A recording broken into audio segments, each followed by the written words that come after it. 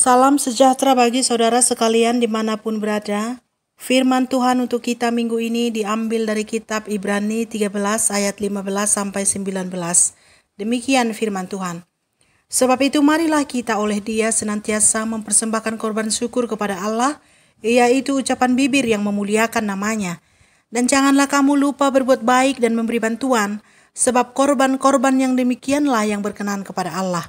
Taatilah pemimpin-pemimpinmu dan tunduklah kepada mereka, sebab mereka berjaga-jaga atas jiwamu sebagai orang-orang yang harus bertanggung jawab atasnya. Dengan jalan itu mereka akan melakukannya dengan gembira, bukan dengan keluh kesah, sebab hal itu akan membawa keuntungan bagimu.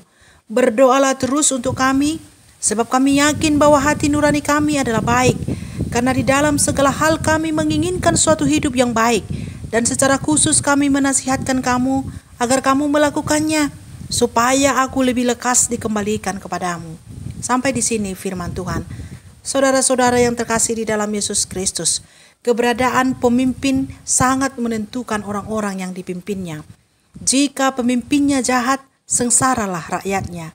Jika pemimpinnya kurang berhikmat, rakyat tidak akan sejahtera.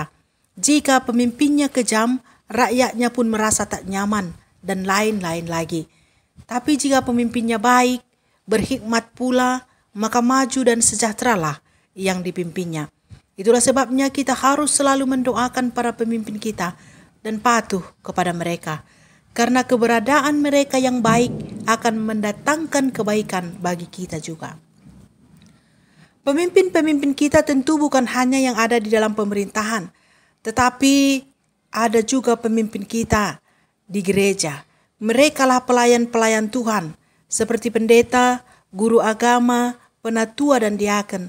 Sejatinya mereka inilah yang berjaga-jaga atas jiwa jemaat dan bertanggung jawab atasnya. Namun sayang, pemimpin-pemimpin gereja ini tidak selalu dipatuhi jemaatnya. Mungkin dikarenakan keberadaan mereka yang dianggap kurang berpengaruh ke dalam kehidupan jemaat. Artinya, tak dipatuhi pun tak ada masalah, sebab mereka tidak punya hak untuk menghukum orang-orang yang tidak patuh. Bahkan ketika ada yang tidak patuh, para pelayan ini harus dengan rendah hati menghadapinya, supaya jiwa-jiwa umat Tuhan yang melawan pun tetap ada di jalan-jalan Tuhan. Bukan hanya tidak patuh, tetapi ada juga jemaat yang membantah dan melawan para pemimpin gerejanya tanpa merasa bersalah.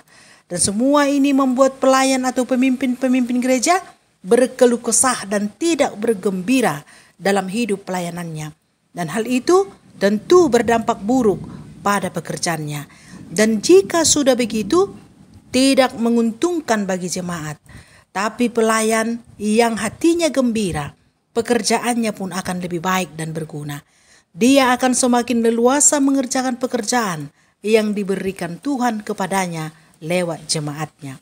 Salah satu hal yang paling membuat mereka gembira adalah kalau jemaatnya patuh dan mau mendengarkan apa yang disampaikannya di dalam nama Tuhan Yesus Kristus. Seorang yang bergembira hatinya akan lebih banyak memantulkan kebahagiaan dan akan lebih mudah berurusan dengannya jika ia bergembira dibandingkan dengan orang yang selalu berkeluh kesah dan bersusah hati. Jadi, sebagai jemaat, usahakanlah para pemimpin-pemimpin ini bergembira. Kalau mereka sudah terlanjur berkeluh kesah, doakanlah mereka dan tolonglah mereka supaya bisa meninggalkan keluh kesahnya. Tetapi jika seorang pelayan atau pemimpin gereja berkeluh kesah karena selalu merasa kekurangan uang, tegurlah ia di dalam nama Tuhan Yesus. Sebab orang yang begitu adalah orang yang perlu bertobat.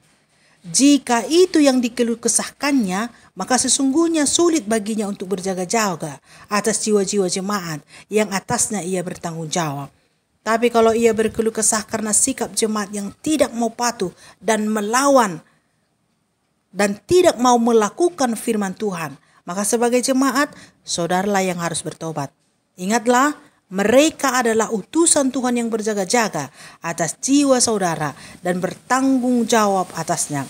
Jika pemimpin atau pelayan sesekali berbuat salah, ketahuilah ia juga sama seperti saudara, terbatas dalam hal berpikir dan bertindak. Bedanya, ia sudah dikhususkan untuk memimpin atau melayani yang sudah seharusnya dipatuhi. Doakanlah para pelayan Tuhan supaya diberkati Tuhan, supaya tidak menjadi beban jemaat.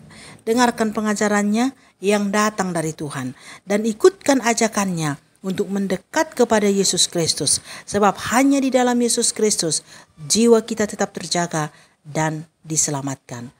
Amin.